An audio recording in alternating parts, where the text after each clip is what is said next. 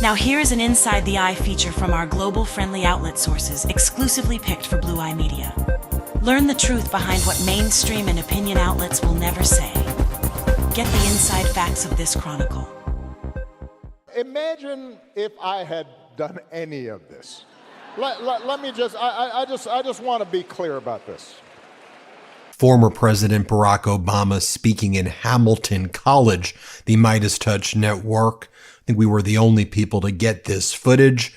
You'll see this is one of the quintessential Obama speeches. You're not going to see this anywhere else other than on the Midas Touch Network. It was over an hour of former President Barack Obama speaking with a professor at Hamilton College. I'm going to show you a portion where former President Barack Obama addresses this current moment. I was debating, should I include just a bunch of clips? No. I got to show you the full thing. I think it's critical that you watch the full speech right here and then you share it. It is critical. It's not all that long. I really think it's important you watch this whole thing. It's what's needed right now in this moment to reflect on where we are, what has happened to our country. And again, share this video with anybody you know. You are not going to see this anywhere other than here on the Midas Touch Network. This is the full speech portion right here. Former President Barack Obama talking about the Trump regime. Let's play it. Let me preface this by saying what everybody knows, which is I have deep differences of opinion with my most immediate successor, and who's now president once again. And so there are a host of policies that we could be discussing where I have strong opinions.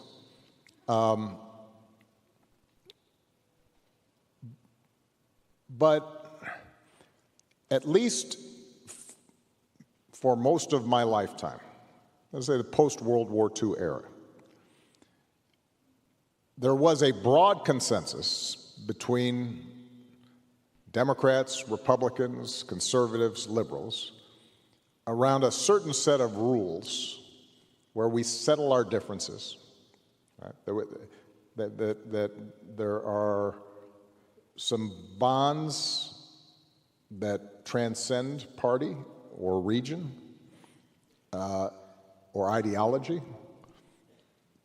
That there was a creed that we all stuck to. And that basic notion of American democracy, as embodied in our Constitution and our Bill of Rights, said all of us count, all of us have dignity, all of us have worth, that we're going to set up a system in which there's rule of law and separation of powers and an independent judiciary, and there are these freedoms, freedom of worship and freedom of the press, and an assurance that if we go before the law, that there will be an impartial process to make decisions. And we all stuck to that, more or less. It doesn't mean there weren't corrupt politicians. It didn't mean that there wasn't abuse of power in society itself. Obviously, there were vast differences in terms of access and influence and having a megaphone. But we all said, even though that ideal wasn't always observed, that that was the right ideal to have.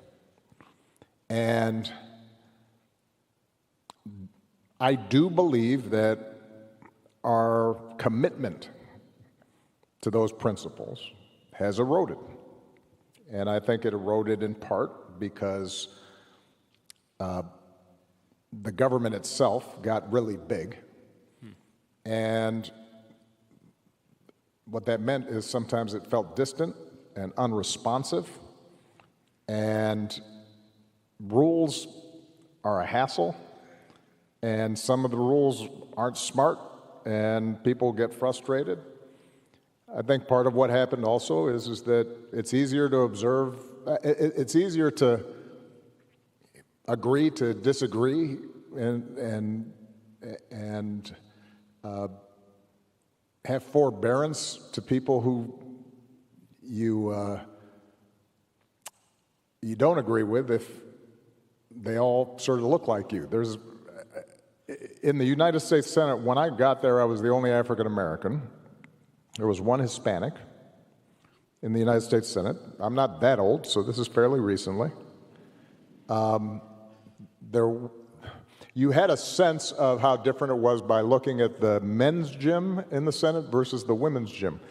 Men's gym, really big, and old guys walking around with not wearing enough stuff. And then the women's gym was like basically a modified closet with a bike, because there just weren't that many. And so during that period of our history, I think there was a general sense of, well, if I'm a Dixiecrat, Southern Democrat, if I'm a Republican from up north, if I'm this or that, have this or that perspective in terms of being fiscally conservative or socially moderate, we all went to the same club and we all talked about the same things. And then starting around the 60s and 70s, people crashed the party. And now it's a little harder to agree to disagree without being disagreeable if your sense is, well, that person isn't like me, doesn't look like me, maybe doesn't think exactly the way I think. I'm more prone to feeling attacked or threatened. And so that, I think, changed, it made us a little more tribal in our politics. And then the economy wasn't working for everybody. Now that, in part, had to do with the fact that government wasn't as responsive as it should have been, and inequality grew. And then finally, media. I think one of the most important aspects of our democratic practice is having a well-informed citizenry, which is reliant on a free, objective, effective press. And that started getting attacked. And so you combine all those factors together, and we saw it over the course of decades. But obviously it's gotten a lot worse now. And when I watch some of what's going on now, it does not, look, I don't think what we just witnessed in terms of economic policy and tariffs is going to be good for America, but that's a specific policy. I'm more deeply concerned with a federal government that threatens universities if they don't give up students who are exercising their right to free speech. I am more troubled.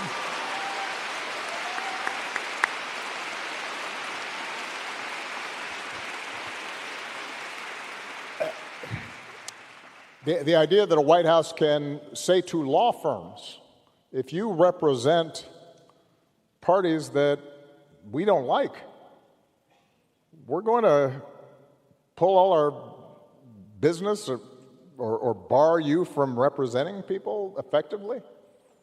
That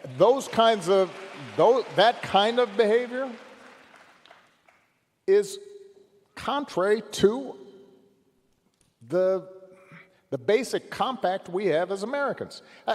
Imagine if I had done any of this. Let me just, I just want to be clear about this. Imagine that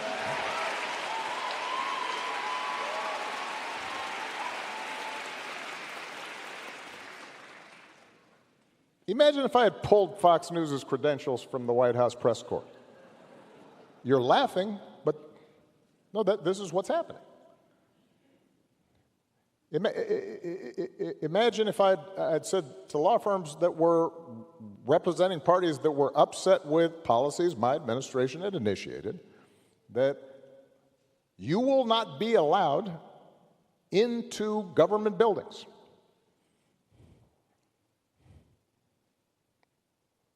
We will punish you economically for dissenting from the Affordable Care Act or the Iran deal.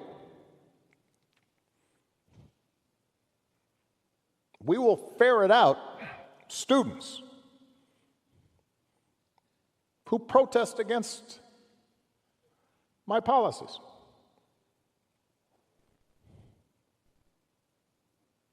It's unimaginable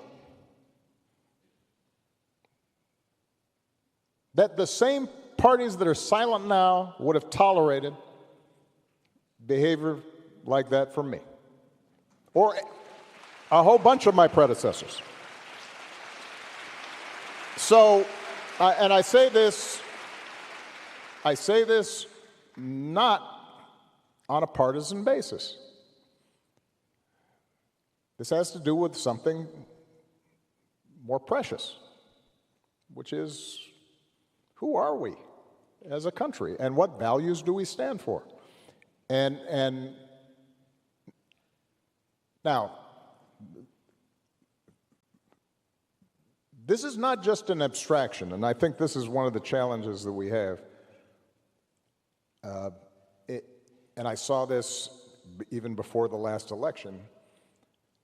I think people tend to think, democracy, rule of law, independent judiciary, freedom of the press, that's all abstract stuff because it's not affecting the price of eggs. Well, you know what? It's about to affect the price of eggs.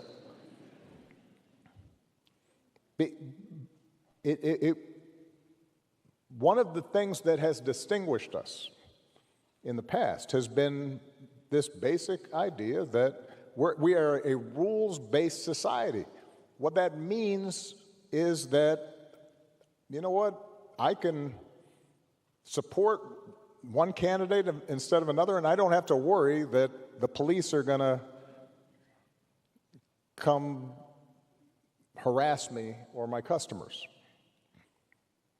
That's what happens in other places.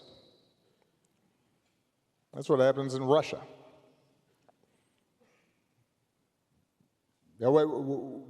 We take for granted the idea that we don't have to pay bribes or hire somebody's cousin in order to get a business permit.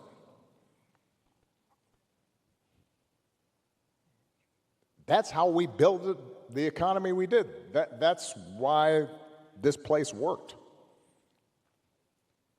And it has very concrete impacts on all of our lives. So, this is the first time I've been speaking publicly for a while. I've been watching a little bit. Yeah. Let me just close this portion of my remarks by saying it is up to all of us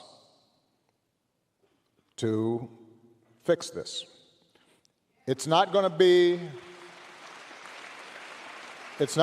because somebody comes and saves you. The most important office in this democracy is the citizen, the ordinary person who says, no, that's not right. And I do think one of the reasons that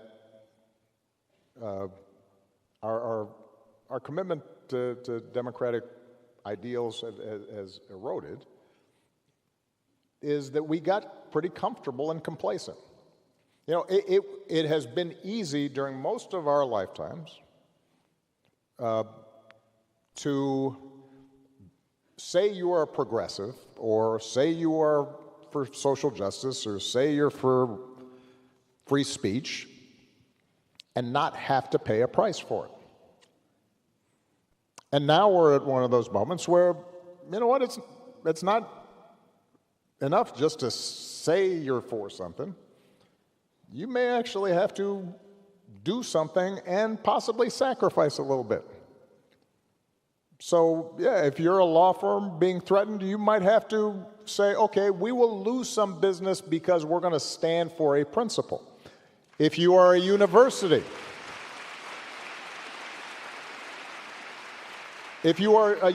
you may have to say, figure out, are we in fact doing things right?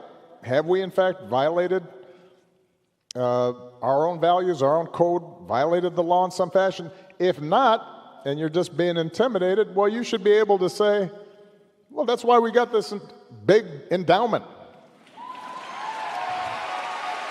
We'll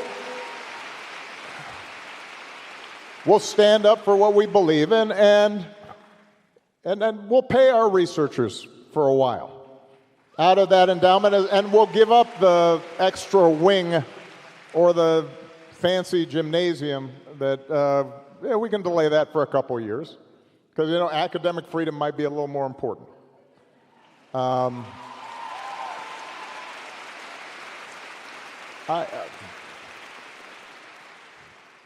For most of human history, and to this day in most of places in the world, there is a cost to challenging the powers that be, particularly if they're abusing that power.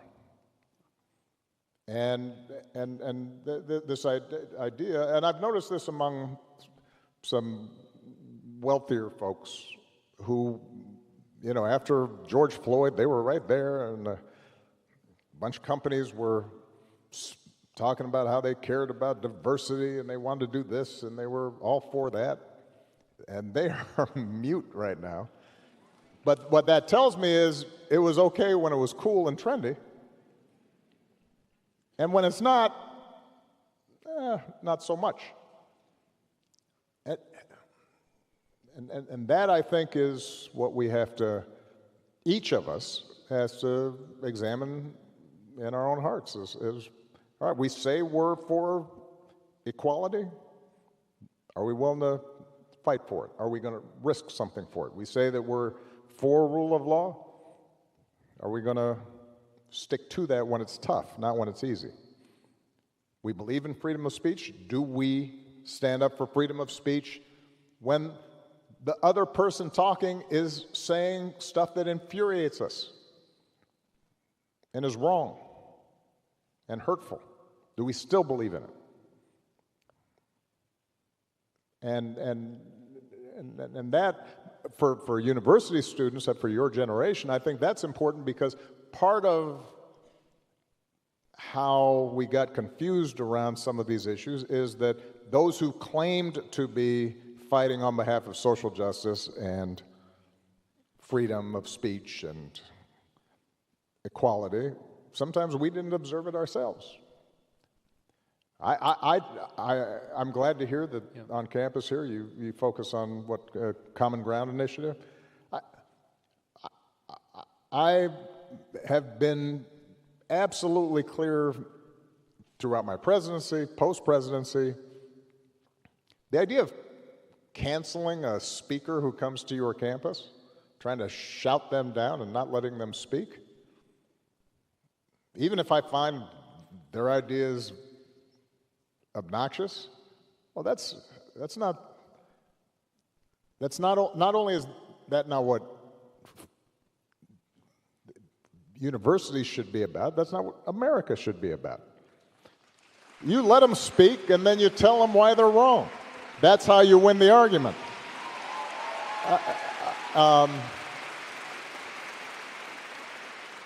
The sort of the delicacy of sensibilities in classrooms. Michelle and I talk about this all the time. Let me tell you, you will deal with people in the world who don't like you and say mean things about you. You better get used to it. Don't be in the classroom thinking, I can't be triggered, and then you think you get on the job. You will have horrible bosses on occasion, or coworkers who say obnoxious things. And it may turn out that in some cases they're actually good people that just didn't use the right word for something or need to be educated on something. Well, you need to get used to that here. So some of these principles are ones in which it's not just one side or the other that hasn't been true to I think, our founding principles. I think in some cases we've all been guilty of it, some more than others. And it's important now for us to refocus our attention on who are we and what we believe. Told you wanted to watch the full thing. Leave a comment below. Share this with everybody you know. I think it's important that we get this out. And hit subscribe here. Help us get to 5 million subscribers. Thank you for watching. Follow Blue Eye Media for exclusive insights and breaking news sources from global-friendly outlets that you won't get from the mainstream TV and radio outlets of America. Learn how to play the flute of the globe and learn the real truth.